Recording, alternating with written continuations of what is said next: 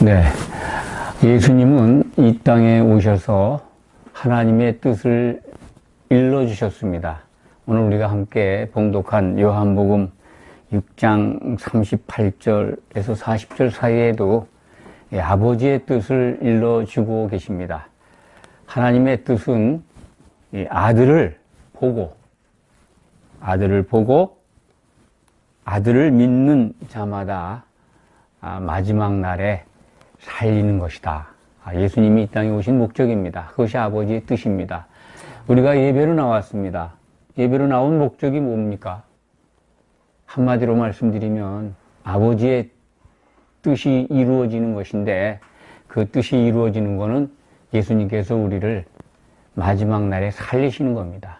우리가 마지막 날에 살아나야 합니다. 이 산다는 말씀은 1차적으로 예수님이 다시 오실 때, 그리스도의 심판 때에서 우리가 양으로 구별돼서 혼인잔치에 들어가는 겁니다. 영생이라는 표현으로 요한복음에 기록이 되어 있습니다만, 이것은 그 시대, 천년왕국 시대에 들어간다는 뜻입니다.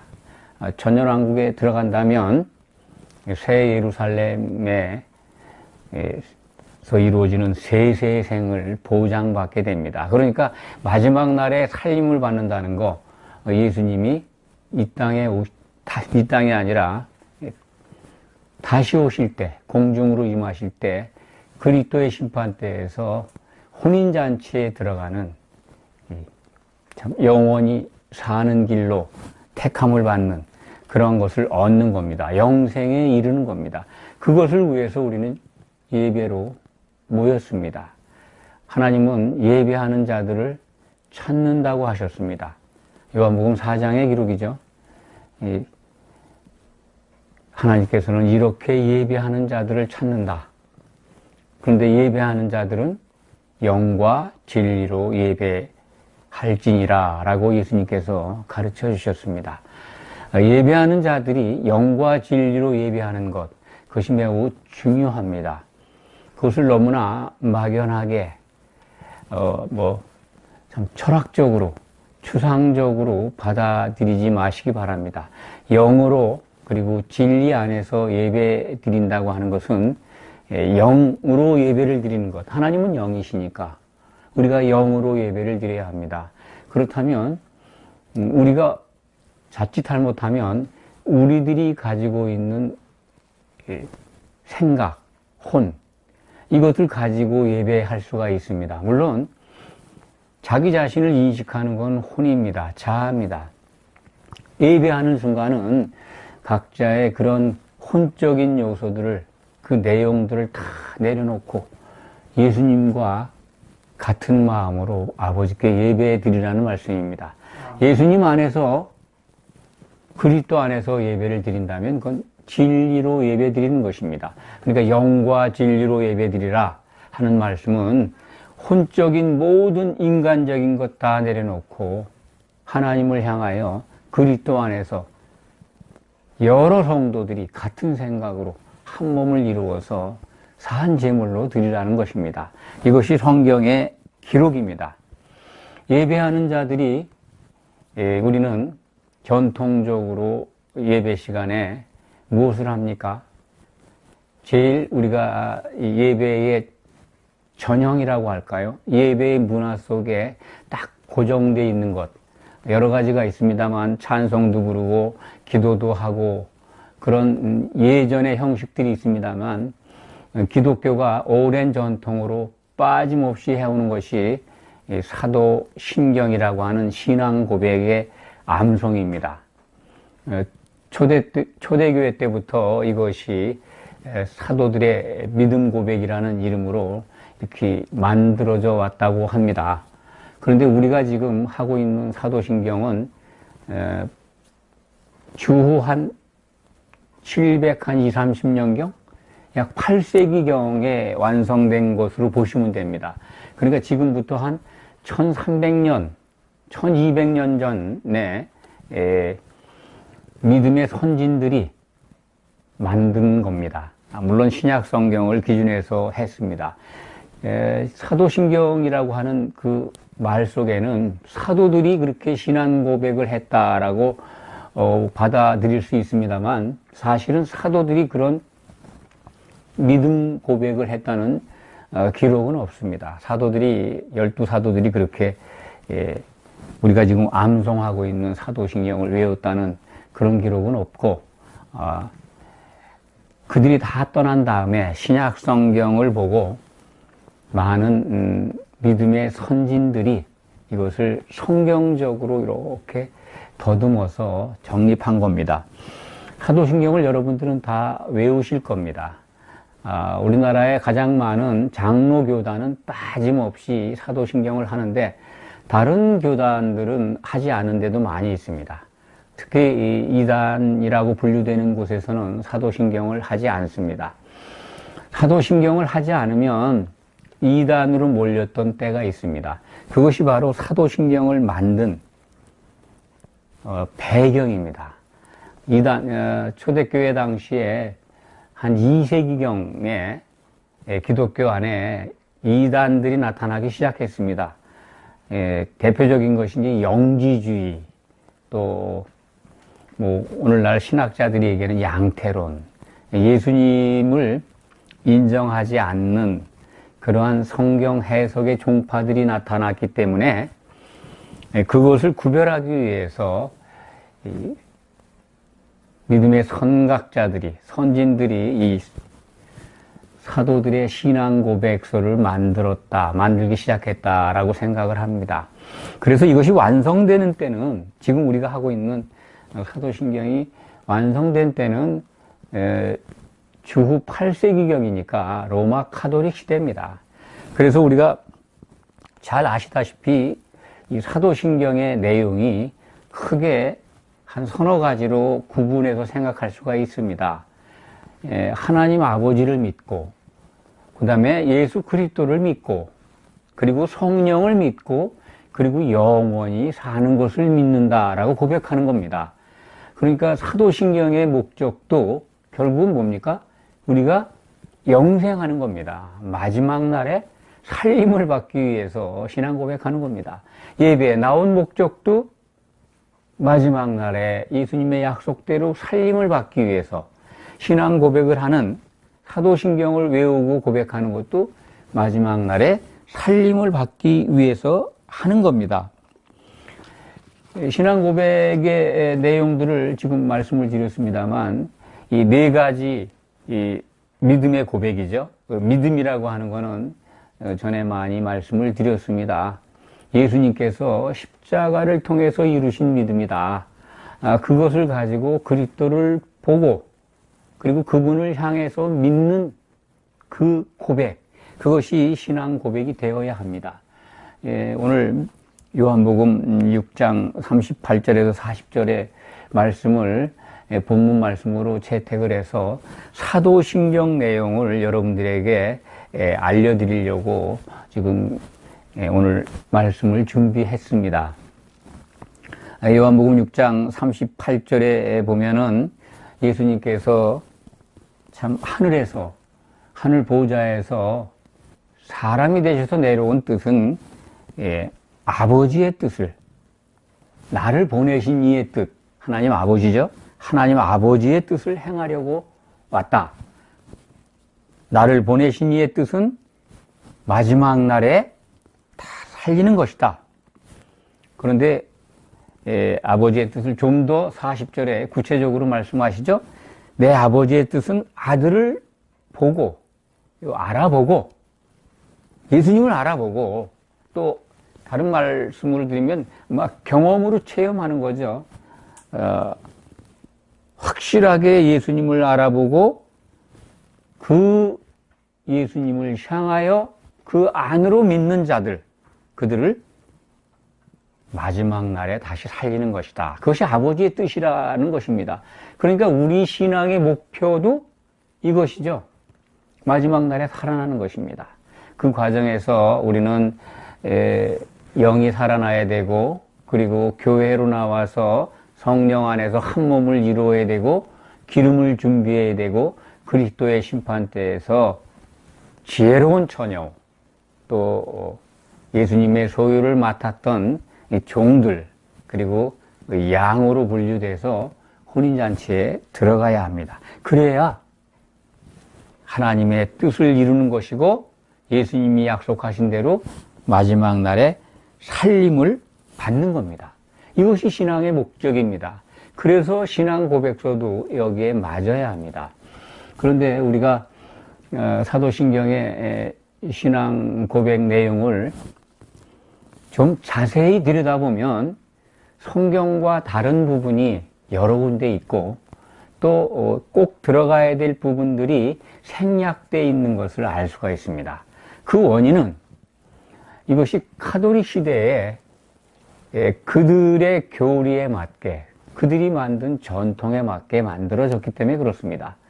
우리가 카톨릭에서 분류돼 나와서 종교개혁 이후에 16세기 이후입니다. 그러니까 지금부터 약 400년 개신교 역사가 정확하게 한 400년 좀 넘습니다. 500년 가까이 종교개혁은 시작을 했습니다만 500년이라고 따진다 하더라도 그렇게 길지가 않습니다.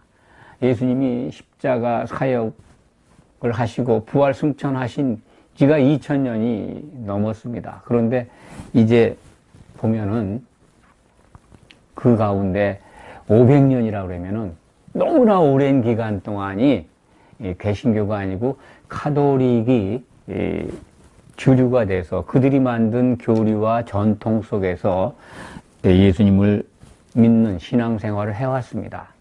그렇기 때문에 많은 부분에 종교개혁이 일어난 지 500년경이 됐다 하지만은 많은 부분에 아직도 카톨릭이 남긴 흔적들이 많이 있습니다. 우리가 일본 통치를 36년간 받았는데 지금까지도 해방된 지 얼마나 됐습니까? 70년이 넘었지 않습니까? 그런데도 그들 시대에 남아있던 것들이 너무 많이 있다고 합니다. 그래서 그걸 인위적으로 친일을 청산한다 이렇게 많이들 떠듭니다만 이렇게 1500년 동안 뿌리를 내리고 전통으로 세워온 카톨릭의 흔적들이 개신교 안에도 너무나 많이 남아 있습니다. 그 오랜 500년이 지났는데도 그것을 신앙생활을 참 열심히 하고 올바로 한다는 분들이 참 많은데 그런 것들을 지적하고 바로잡아야 된다고 하는 분들도 많이 있습니다만 아직도 그냥 카톨릭이 만든 카톨릭 전통에 이렇게 묶여져 있는 사도신경을 예배 때마다 고백을 하고 있습니다. 성경과 다른 부분 또는 생략되어 있는 부분들을 제가 이렇게 부분적으로 중요한 것들을 짚어가면서 여러분들에게 말씀을 드리겠습니다. 사도신경의 주요 내용에 대해서는 조금 전에 말씀을 드렸습니다.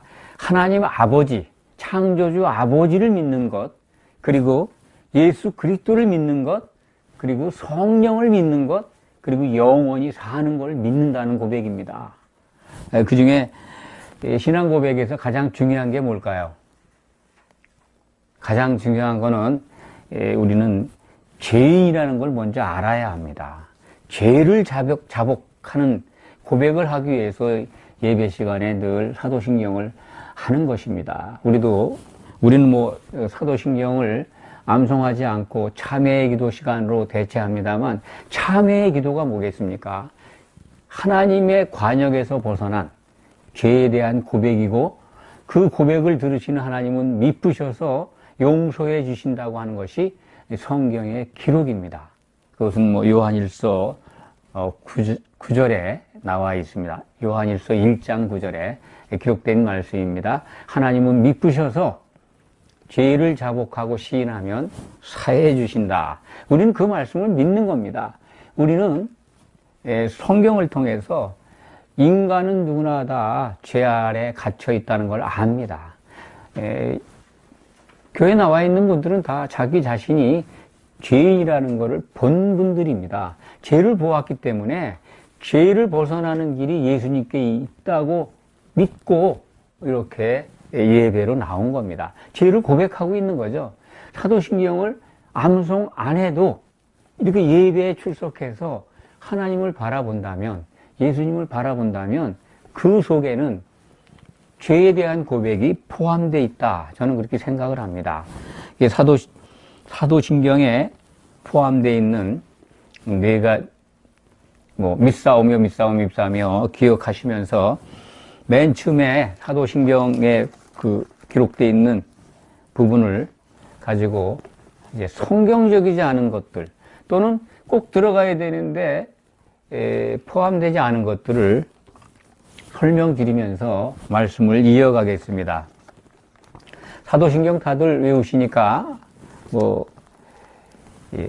외우지 못하시는 분이 혹시 계시다면 성경 맨 앞부분에 주기도문과 같이 항상 이렇게 준비되어 있죠. 성경책만 있다면 다 확인할 수 있습니다. 전능하사 천지를 만드신 하나님 아버지를 내가 믿사오며, 전능하사 천지를 만드신 이 천지에 대해서는 창세기 1장 1절 창조하신 내용의 기록을 보면은 오늘 우리가 접하는 사도신경 전능하사 천지를 만드신 하나님 아버지 부분에 대해서 여러분들 다 쉽게 무엇이 잘못됐다는 걸 알 수가 있을 겁니다.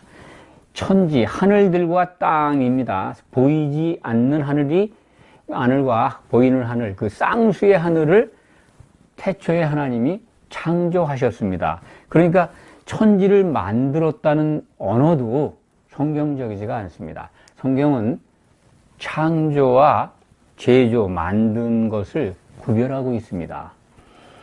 창조는 원재료 없이 그냥 하나님께서 하나님의 생각대로 창조하신 겁니다. 그걸 이제 시브리 말로 빠라라고 하는 단어를 씁니다. 창조하신 겁니다. 그러니까 전능하사 하늘들과 땅을 창조하신 하나님 아버지를 내가 믿사오며 했는데 하나님 아버지 혼자 하셨습니까? 창세기 1장 1절을 보면 하나님을 엘로힘으로 표현하고 있습니다. 표기하고 있습니다. 엘로힘 그러면 복수의 하나님을 뜻합니다. 히브리 사람들은 하나님을 강조하는 용법이다라고 하는데 저희들이 볼 때는 이것은 삼위일체 하나님을 성경 처음 맨 첫 장, 첫 성경책 창세기 첫 장 1장 1절에서 선언하고 있는 것입니다. 그래서 신약 성경에서도 예수님이 함께 만물을 창조하신 분이라고 설명을 하고 있지 않습니까? 요한복음 1장 1절을 보시면 그것을 확인할 수가 있습니다. 천지를 창조하신 하나님 아버지를 내가 믿사오며, 그러니까 하나님 아버지만 천지를 창조하신 걸로 오해할 수가 있습니다. 이게 가톨릭적 사고입니다. 창조주 하나님과 그 독생자 예수 그리스도 이 성령을 서열을 먹여넣어 가지고 이렇게 분리해서 이해하고 있는 전통을 갖고 있습니다. 가톨릭적 사고가 이렇게 아버지와 아들과 성령 서열을 매겨서 이렇게 이해하고 있다. 물론 예수님은, 성자 예수님은 아버지는 나보다 크다라고 말씀을 하셨습니다만 삼위의 하나님입니다. 같은 하나님인데 위가 다른 겁니다. 인간이 하나님의 이렇게 서열을 만들어서 구별해서 이해하고 있는 것은 성경적이지가 않다. 그런 말씀을 드립니다. 그러니까 전능하사 하늘들과 땅을 창조하신 삼위일체 하나님을 내가 믿사오며, 이렇게 고백해야 맞습니다. 여기서 삼위일체 하나님 여호와를 내가 믿사오며, 예수님이 가르쳐 주신 주기도문의 내용을 보면은 예수님은 우리를 이 성도들, 교회에 모여서 예배드리는 이 성도들 우리로 호칭하십니다. 우리에게 일용할 양식을 이렇게 보면은 하늘들에 계신 우리 아버지요. 그러니까 이 1인칭 복수를 사용합니다. 그런데 이 가톨릭이 만든 사도신경은 내가 믿사오며, 우리 각각 개인의 신앙 고백을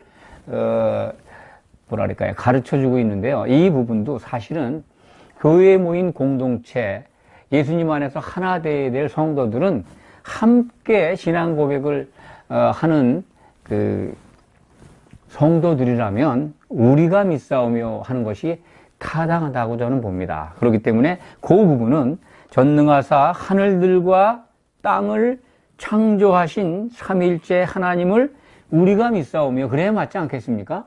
예, 그렇게 정리하면 훨씬 더 성경적이다. 저는 그렇게 이해를 합니다. 그 다음 줄 보면 그 외아들 우리 주 예수 그리스도를 믿사오니, 예, 이제 성자 예수님을 믿는 고백을 합니다. 그런데 그 외아들 우리 주 예수 그리스도, 여긴 또 우리 주라고 했어요. 그러니까 이 우리들의 신앙 고백의 주체가 왔다 갔다 하죠. 통일될 필요가 있습니다. 예, 우리 주 예수 그리스도를 믿사오니, 이 부분은 독생자로 오셔서 맏아들이 되었다는 가장 중요한 걸 빼먹고 있습니다. 신앙 고백인데 독생자로 오셨지만 죽음과 부활을 통해서 맏아들 대신 우리 주 예수 그리스도를 믿사오니 이래야 맞습니다. 왜냐하면 예수님이 맏아들이 되시지 않았다면 우리가 하나님의 아들로 불려질 수가 없습니다. 그분이 외아들로 있는데 그분의 동생들이 어떻게 하나님의 아들들이 됩니까? 이건 굉장히 중요한 요소입니다. 신약 성경은 그래서 예수님이 십자가에서 죽고 부활하셔서 맏아들이 되셨습니다. 그래서 십자가에서 부활하신 다음에 맨 먼저 제자들을 부른 호칭이 뭡니까? 내 형제들이라고 부르지 않습니까? 이제 사도들이 내 형제, 예수님의 형제가 된 겁니다. 그것은 성경에 일관된 증거입니다. 로마서 8장 29절에 보면 맏아들이라는 표현이 나오고 골로새서에서도 등장하고 히브리서 1장 6절에도 맏아들, 그리고 신약 성경의 마지막 책 계시록 1장 5절에도 맏아들, 거기 뭐 처음 나신 이로 표현되어 있는데 장자가 되신 겁니다. 하나님의 맏아들이 되셔서 우리가 동생들로 하나님의 아들들 되는 길을 열어주신 겁니다. 하나님은 아들들을 얻어서 그리고 예수님의 몸으로 세워져서 예수님의 짝인 한 신부로 단장시켜서 하나님은 찬송받기를 원하십니다. 그것이 하나님이 세우신 뜻입니다. 에베소서 1장에 기록되어 있는 말씀입니다. 하나님이 창세전에 기뻐하시면서 세우신 뜻은 예수님으로 말미암아 하나님의 아들들을 얻어서 그들이 한 몸을 이루어서 아버지 하나님을 찬송하게 하려는 것이다. 이 찬송은 요한계시록 19장에 가면은, 성경의 마지막 부분에 가면은 그 이기는 자가 된 혼인잔치에 참여해서 찬송하는 부분이 보여지고 있습니다. 그 마지막 부분에 우리가 성도들이 이긴다면 이기는 자가 돼서 부르는 찬송까지 하나님은 자세하게 성경을 통해서 보여주고 있습니다. 그 다음 줄 보면 사도신경을 지금 이제 성경적인 것과 성경적이지 아니한 것, 또 누락된 부분들을 여러분들에게 설명드립니다. 이 목적이 뭡니까? 신앙 고백의 목적을 우리가 반드시 이루어야 되기 때문에 말씀드리는 겁니다. 성경적이지 않은 신앙 고백을 한다면 마지막 날에 살림 받을지 안 받을지 그걸 좀 심각하게 생각해 봐야 합니다. 신앙 고백의 목적이 뭡니까? 예배의 목적이 마지막 날에 살림을 받기 위해서, 혼인잔치에 들어가기 위해서 이렇게 예배에 나오는 거고, 예배 때마다 신앙 고백을 하는 겁니다. 그런데 성경적이지 않는 신앙 고백 백날 해봐야 무슨 소용이 있습니까? 이는 성령으로 잉태되사 동정녀 마리아에게서 나시고, 잉태하사 성령으로 잉태하셨죠. 그건 신약 성경의 증거입니다. 여자의 후손으로 오셨습니다. 예수님은 남자와 관계없이 여자의 후손으로 오실 것이 성경에 약속되어 있습니다. 어떻게 약속되어 있습니까? 창세기 3장 15절에 여자의 후손이 와서 아담을 실족시킨 뱀을, 사탄 마귀를 멸할 것이다, 이길 것이다, 뭐 그런 표현이 창세기 3장 15절에 기록이 되어 있습니다. 그러니까 여자의 후손으로 오실 분입니다. 그리고 갈라디아서 4장 4절의 신약 성경입니다. 말씀 속에서도 여자에게서 나셨다라고 표현되어 있습니다. 물론 예수님을 낳으신 분은 마리아가 맞습니다.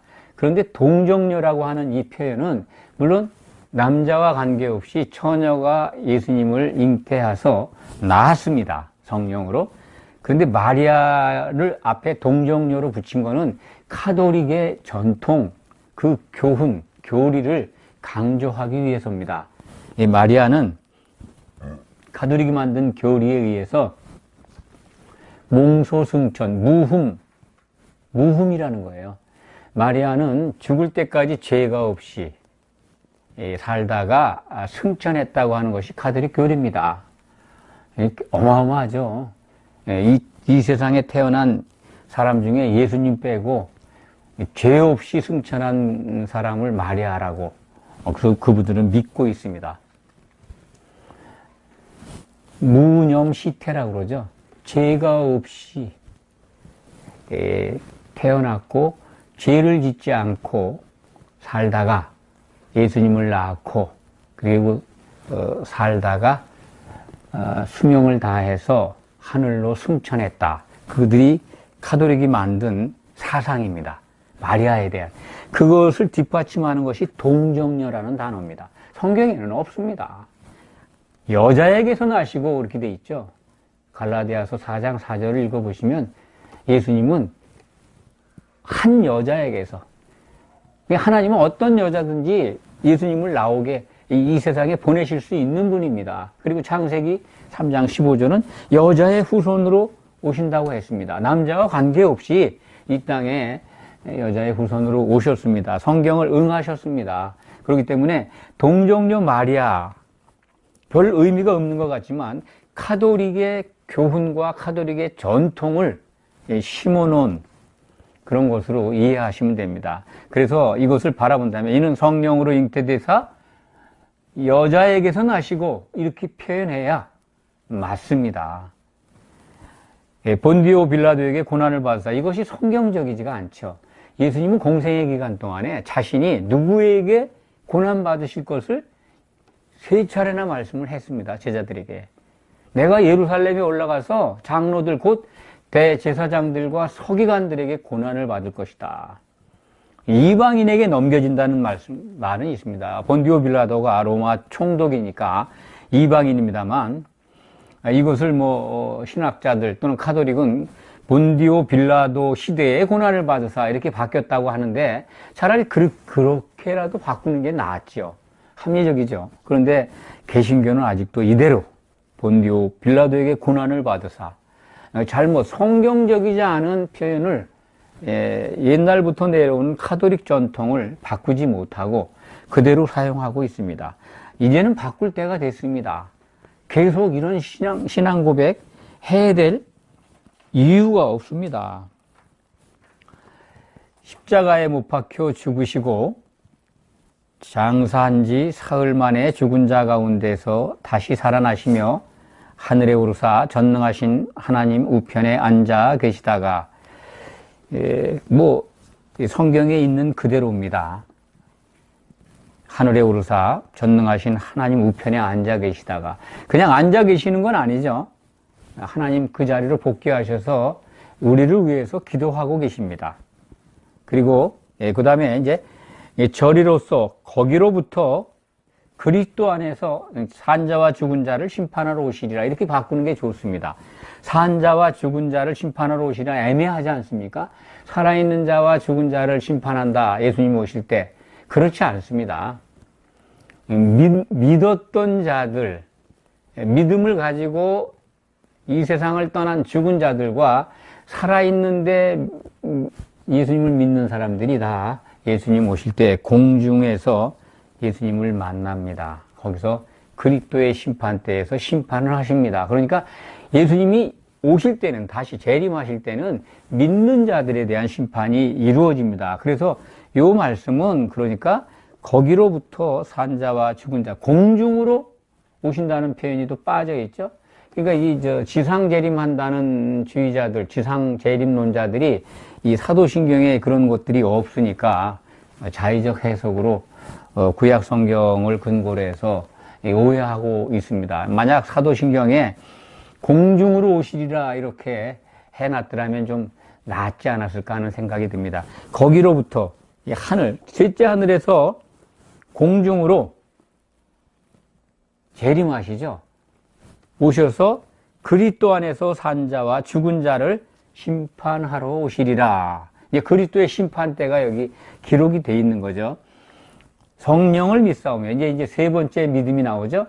예, 하나님 아버지를 믿고 예수 그리스도를 믿고 성령을 믿는다고 이제 삼위의 하나님을 지금 이렇게 등장시킵니다.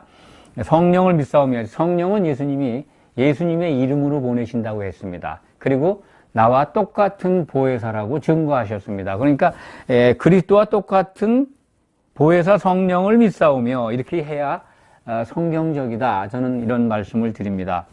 삼위일체를 이렇게 강조하면서 신앙 고백을 하게 한 것은 삼위일체를 부정하는 이단들이 나타났기 때문에 그렇습니다. 그래서 이 사도신경이 우리가 지금 가지고 있는 이 사도신경이 정립되기까지 굉장히 많은 사람들이 죽었습니다.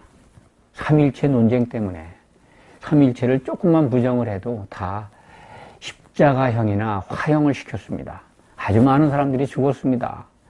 그래서 8세기경에 돼서야 이 사도신경이 정립이 된 겁니다. 성경에 문자 하나 가지고 많은 사람들이 종교 분쟁에 휘말려서 죽었습니다. 삼위일체 논쟁만큼 사람을 많이 죽인 게 없다고 봅니다.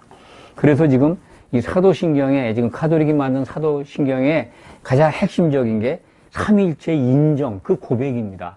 왜 그걸 인정해라고 했을까요?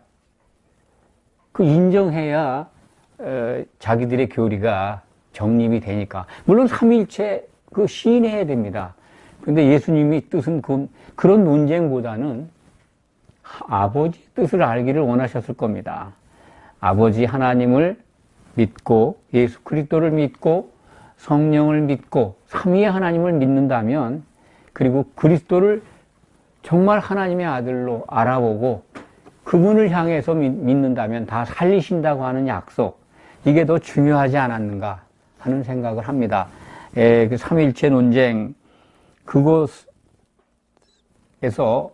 1차적으로는 긍정적으로 본다면 그 당시에 교회에 나와 있는 성도들을 보호하기 위해서, 그리고 가톨릭 교회의 우월성이나 정통 교회로서의 권위를 나타내기 위해서 아마 이렇게 만들었다고 봅니다. 그 다음에 거룩한 공회라는 표현이 나오죠. 성령을 믿사오며 거룩한 공회와 거룩한 공회, 이게 가톨릭 처치입니다. 우리말 표현은 거룩한 공회라고 번역을 했는데요. 가톨릭 교회라는 겁니다. 그러니까 세상에서 가장 정통성이 있고 유일한 교회는 가톨릭 교회뿐이라는 거죠. 가톨릭 교회의 권위와 정통성을 신앙 고백에서 하도록 한 겁니다. 개신교는 이것을 바꾸지는 못하고 번역만 그렇게 했습니다. 이 거룩한 공회의 영어본을 여러분들이 보시면요, The Holy Catholic Church 이렇게 되어 있습니다. 거룩한 카톨릭 교회다. 이 거룩한 공회, 이 부분도 우리가 계속 암송해야 되는지 잘 생각해 보시기 바랍니다. 그리고 성도가 서로 교통하는 것과, 이 성도라는 건요, 우리가 지금 이 교회에서 예수님을 교회에 나와 있는 예배를 같이 드리는 동료 교우, 함께 믿음 생활하는 성도, 이 성도가 아닙니다.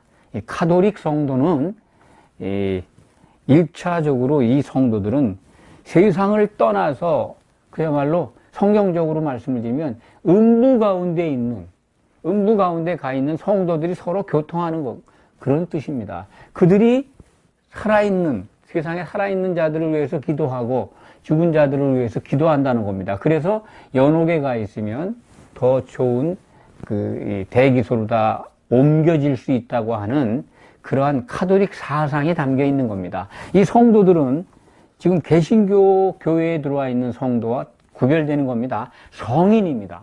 카톨릭이 성인 추소를 많이 하죠. 요즘도 교황이 갈 적마다 그 지역에 순교한 사람들 발굴해가지고 성인 추대를 합니다. 그 성인입니다.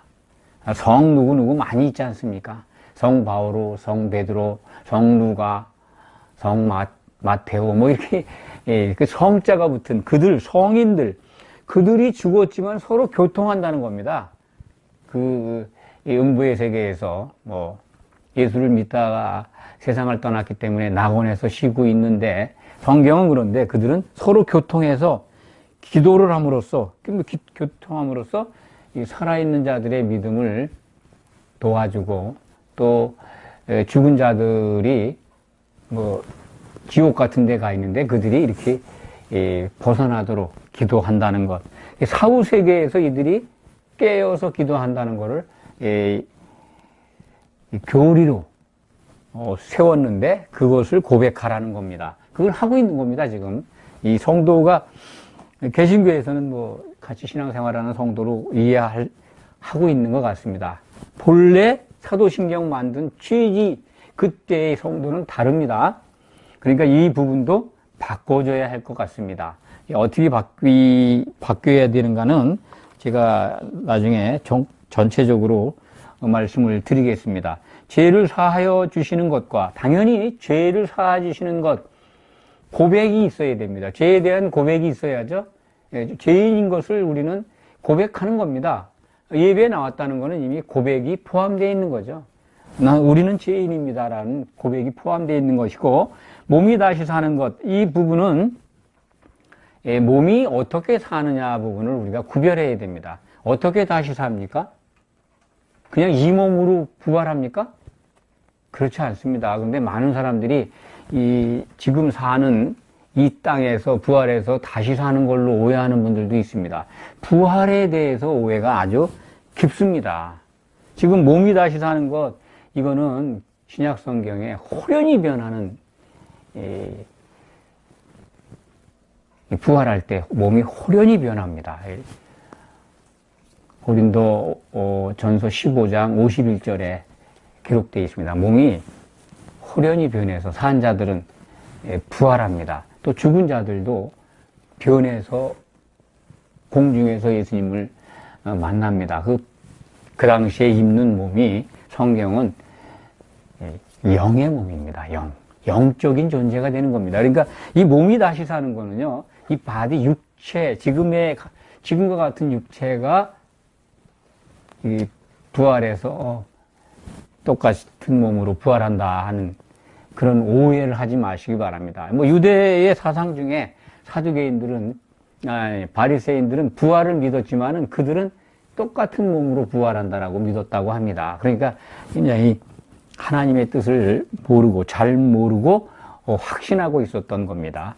이 카톨릭이 만든 사도신경 속에는 그 성경에 이 혼의 몸이 영의 몸으로 다시 부활하는 것이 기록이 되어 있는데, 혼의 몸이라고 하는 건 이제 육체, 지금 혼을 담고 있는 지금 이 몸이 죽은 다음에 이제 다 흙으로 돌아가지 않습니까? 살아있는 자들도 영의 몸으로 호련히 변하고, 무덤에 있는 자들도 다 영의 몸을 입고 부활한다고 하는 것이 성경의 기록입니다. 그런 부분을 좀 더 세밀하게 기록을 하고 같이 신앙 고백을 해야 된다. 저는 그렇게 생각을 합니다. 영원히 사는 것을 믿사옵나이다. 이 부분도 영원히 산다는 것은 신약 성경은 구별되어 있습니다.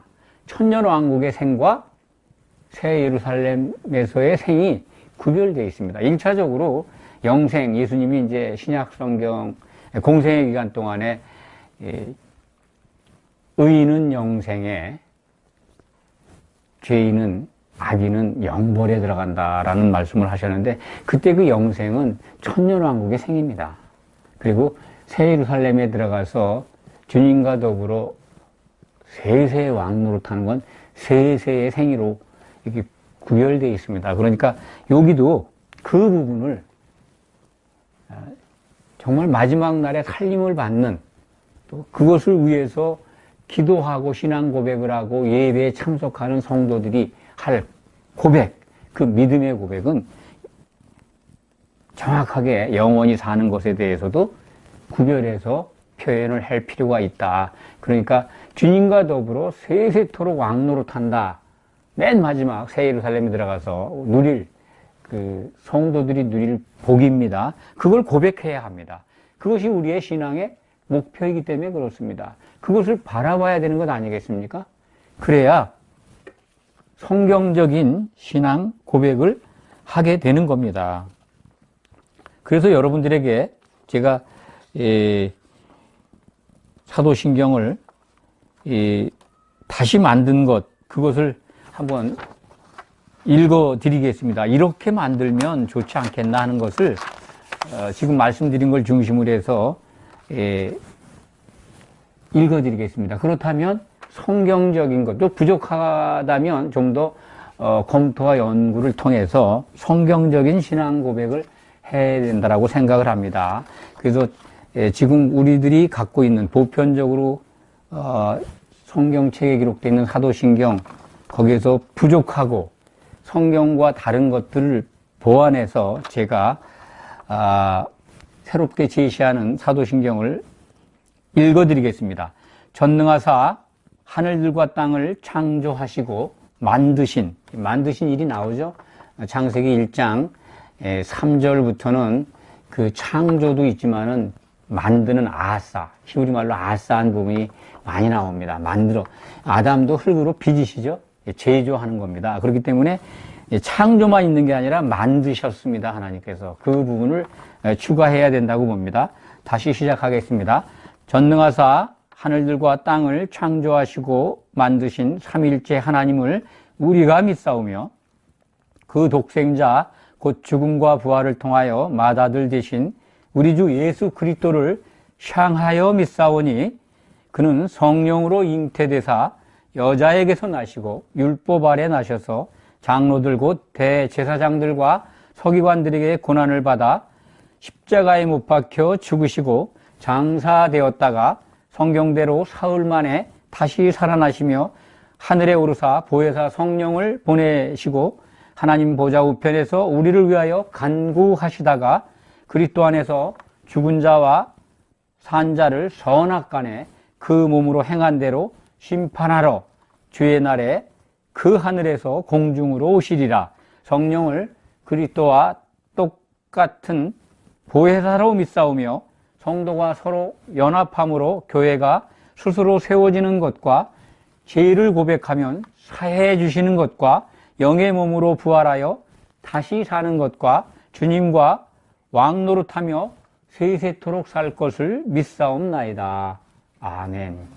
좀 길지만 이것이 성경적인 사도신경이다. 그렇게 여러분들에게 제시를 합니다. 신앙 고백의 목적은 우리가 주님이 하신 말씀대로 마지막 날에 살림을 받고 주님과 더불어 세세토록 왕노릇하며 사는 것입니다. 그것이 성도들의 목적입니다. 신앙의 목적입니다. 이것을 기억하시면서 신앙 고백을 성경적으로 하시는 여러분이 되시기를 축원합니다. 아멘. 기도하겠습니다. 아버지 하나님, 우리 믿음의 목표, 신앙 고백의 목적을 가르쳐 주셔서 감사합니다.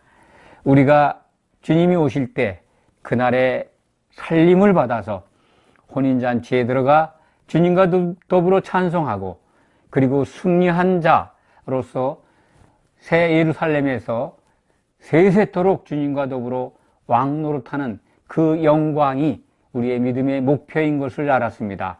이것을 위해서 우리는 신앙을 고백합니다. 그리고 하나님을 향하여 그리고 예수 그리스도의 모든 일정을 향하여 믿습니다. 우리가 승리할 때까지 붙들어 주시고 지켜 주시옵소서. 예수 그리스도의 이름으로 간절히 기도하옵나이다. 아멘.